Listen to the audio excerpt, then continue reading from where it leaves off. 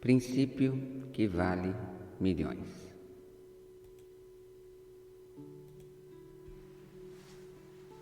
Aos não iniciados, ao não versados nos princípios operantes da mente humana, essas instruções podem parecer pouco práticas. Será útil a todos os que não reconhecerem a segurança dos 6 passos, saber que a informação que transmito veio de Andrew Carnegie, que começou como operário comum, uma fábrica de aço, conseguindo, apesar do início humilde, fazer com que esses princípios lhe trouxessem fortuna muito maior que $100 milhões. Por ser útil saber também que os 6 passos aqui recomendados foram cuidadosamente verificados pelo falecido Thomas Edison, que neles colocou o selo de aprovação, considerando-os não só os passos essenciais para a acumulação de dinheiro, mas para atingir qualquer objetivo. Os passos não exigem trabalho árduo, não impõem sacrifícios, não requerem que você se torne ridículo ou crédulo. Aplicá-los não exige grande educação, mas a aplicação bem-sucedida desses 6 passos exige imaginação suficiente para possibilitá-lo a ver e entender que o acúmulo de dinheiro não pode ser deixado ao acaso ou à boa sorte. É preciso compreender que todos os que acumularam grandes fortunas passaram primeiro por muito sonho, esperança, anseio, desejo e planejamento antes de adquirir o dinheiro. Você deve saber desde já que nunca poderá obter grandes quantidades de riqueza se não arder de desejo por dinheiro e realmente acreditar que o possuirá. Grandes sonhos podem transformar-se em riquezas.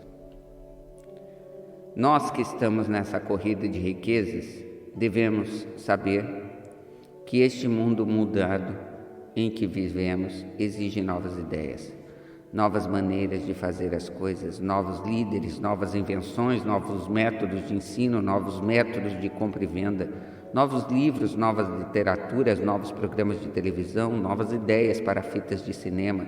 No fundo, toda essa procura por coisas novas e melhores é preciso possuir uma qualidade para vencer, propósito definido.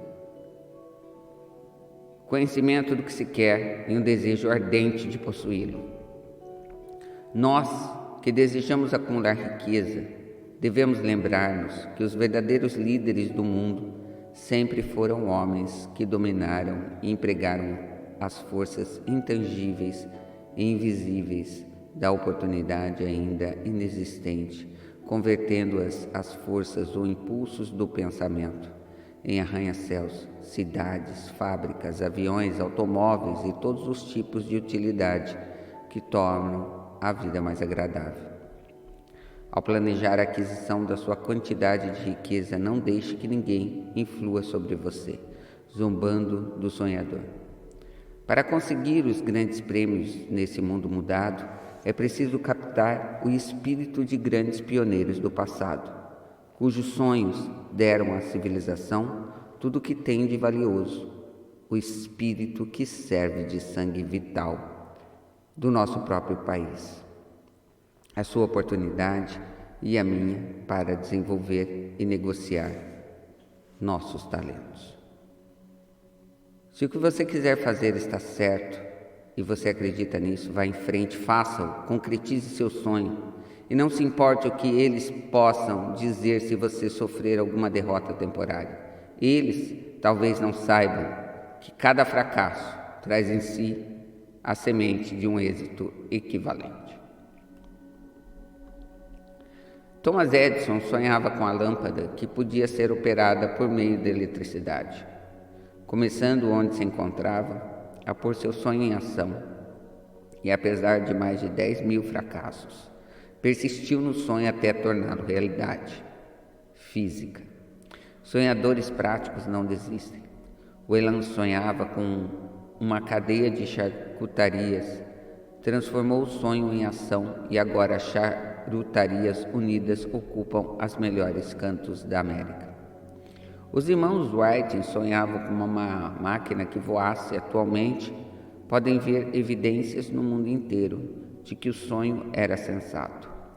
Marconi sonhou com um sistema que utilizasse as forças intangíveis do éter. Provas que não sonhou em vão podem ser encontradas em cada aparelho de rádio e televisão do mundo.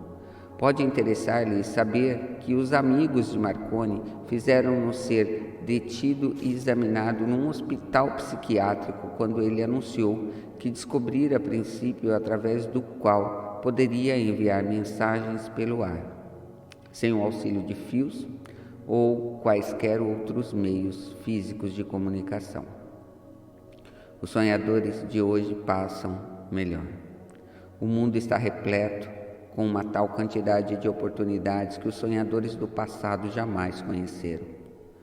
Colocaram o desejo por trás dos sonhos. O desejo ardente de ser e de fazer é o ponto inicial, do qual deve partir o sonhador. Os sonhos não nascem da indiferença, do ócio ou da falta de ambição. Lembre-se de que todos os que têm sucesso na vida partem de um mau começo. Passam por muitas lutas desanimadoras antes de chegar. O ponto culminante da vida dos bem-sucedidos geralmente chega no momento de uma crise, através da qual são apresentados ao seu outro eu. John Bunyan escreveu The Pilgrim's Progress, que está entre os melhores livros ingleses. Depois de ter penado numa prisão e de ter sido dolorosamente punido por causa de suas opiniões religiosas. O. Henry descobriu o gênio adormecido em seu cérebro depois de ter sofrido grande desgraça e de ter ficado numa cela de prisão, forçado pela desgraça a conhecer seu outro eu e usar a imaginação. Descobriu que era grande autor e não um miserável criminoso marginal. Charles Dickens começou colando rótulos em lata de graxa. A tragédia de seu primeiro amor penetrou-lhe nas profundezas da alma, convertendo-o num dos autores de fama mundial realmente grande. Essa tragédia produziu o primeiro David Copperfield, depois de uma série de outras obras que fizeram um mundo mais rico e melhor para todos os seus leitores. Helen Keller tornou-se surda, muda e cega depois que nasceu. Apesar da enorme desgraça, escreveu o nome indelevelmente nas páginas da história dos grandes.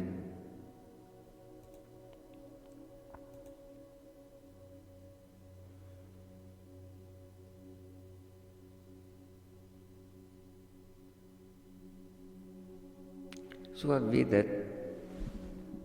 toda serve de prova de que ninguém está totalmente derrotado enquanto não aceitar a derrota como realidade.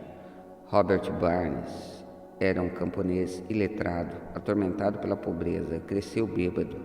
O mundo se tornou mais belo por ele ter vivido, pois agasalhou lindos pensamentos poéticos, o que arrancou um espírito plantando em seu lugar uma rosa. Beethoven era surdo, Milton cego, mas para seus nomes permanecerão para sempre, porque sonharam e traduziram os sonhos em pensamentos organizados. Existe diferença entre ansiar por algo e estar pronto para recebê-lo. Ninguém está pronto para alguma coisa enquanto não acreditar que poderá obtê-la. O estado de espírito deve ser de convicção e não mera esperança ou anseio. Mente receptiva é essencial à crença. Mente fechada não inspira fé, coragem ou crença. Lembre-se de que não exige mais esforço para o alto objetivo da vida, para a abundância e a prosperidade, do que para aceitar a miséria e a pobreza. Um grande poeta formulou essa verdade universal através dessas linhas. Regateei como a vida de um centavo e a vida não quis pagar mais. Por mais que eu implorasse à noite, quando contava meus magros haveres, pois a vida apenas empregador dar-lhe o que você pede. Mas desde que tenha estabelecido o salário, ora, é preciso aguentar a tarefa. Trabalhei por um salário vil, só para descobrir, assombrado, que qualquer salário que eu tivesse pedido à vida, ela teria pago com boa vontade. O desejo faz o impossível.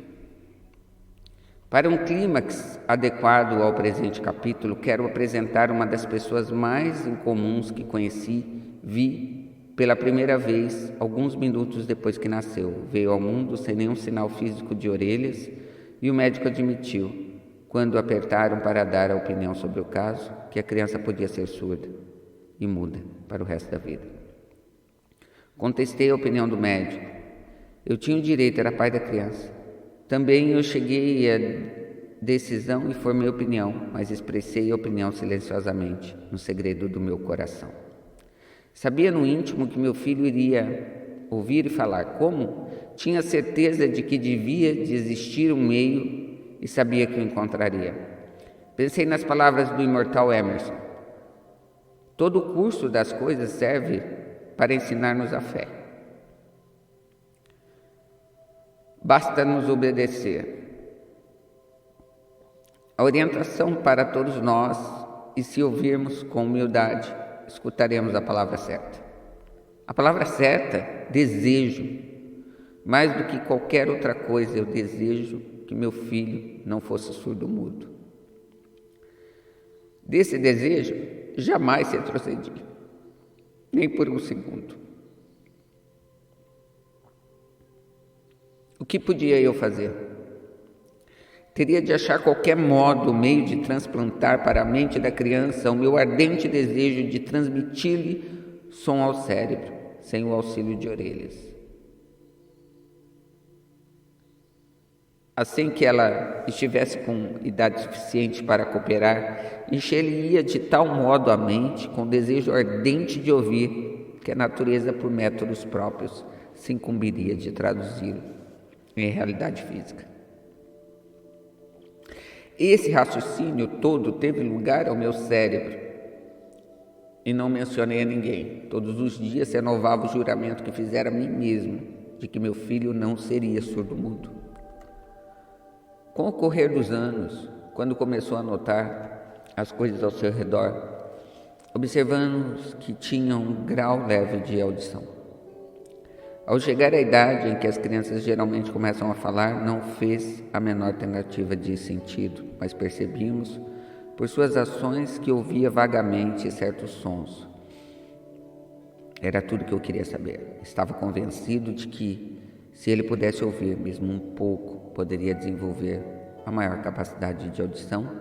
Algo aconteceu então que me deu esperanças. Veio de uma fonte totalmente inesperada. Encontramos o caminho. Compramos um fonógrafo. Quando a criança ouviu a música pela primeira vez, entrou em êxtase. Imediatamente se apossou da máquina. Certa vez colocou e recolocou o mesmo disco durante quase 2 horas, postando-se diante do fonógrafo com os dentes fincados no canto do estojo. O significado desse seu hábito bem informado só se nos tornou claro anos mais tarde, pois não tínhamos ouvido falar ainda no princípio da condução do som através dos ossos. Pouco depois se apossou do fonógrafo. Descobri que me ouvia claramente quando eu falava, com os lábios tocando seu rosto mastoide na base do crânio. Tendo constatado que ele podia ouvir perfeitamente o som da minha voz, comecei a transferir imediatamente à sua mente o desejo de ouvir e falar. Cedo descobri que gostava de histórias na hora de dormir, de modo que me pus a trabalhar, criando histórias destinadas a desenvolver-lhe a autoconfiança, a imaginação de um desejo agudo de ouvir e ser normal. Havia uma certa história à qual eu dava ênfase, acrescentando-lhe uma cor nova e dramática cada vez que contava. Destinava-se a implantar na mente a ideia de que seu mal não era uma deficiência, mas sim a qualidade de grande valor.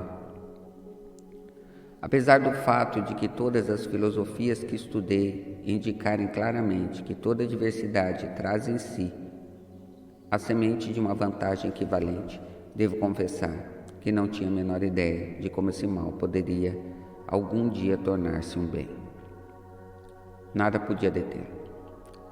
Ao analisar agora um retrospecto à experiência, vejo que a fé que meu filho em mim depositava teve muito a ver com os assombrosos resultados. Não punha em dúvida nada do que eu contava, convencido de que possuía uma vantagem clara sobre o irmão mais velho e que essa vantagem se refletiria sobre ele mesmo, de muitas maneiras. Por exemplo, os professores na escola observariam que ele não tinha orelhas e, por causa disso, dar-lhe-iam atenção especial, tratando com extraordinária bondade, sempre o fizeram.